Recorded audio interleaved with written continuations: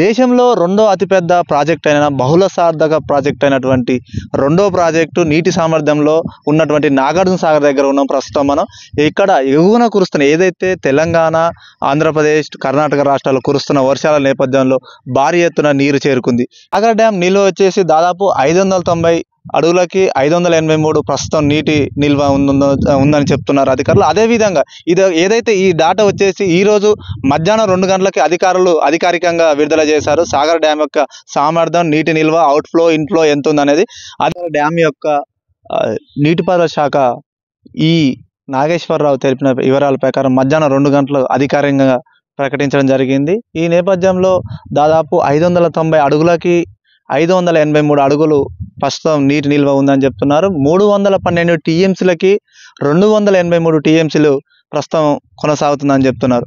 అదేవిధంగా దాదాపు 6 గేట్లు 5 ఫీట్ల మేర ఎత్తి దాదాపు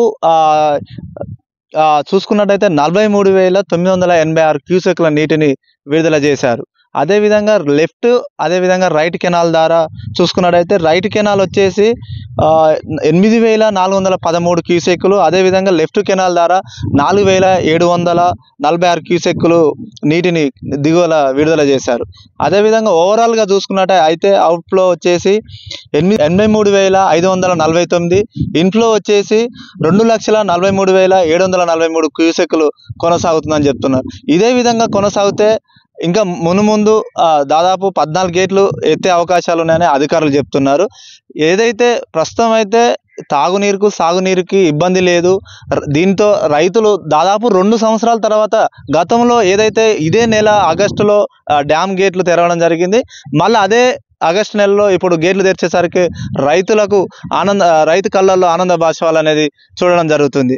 దీనితో రైతులు గతంలో చూసుకున్నైతే కరువు కాటకాల వల్ల బోర్లేసి ఆర్థిక ఇబ్బందులు తలెత్తాయి.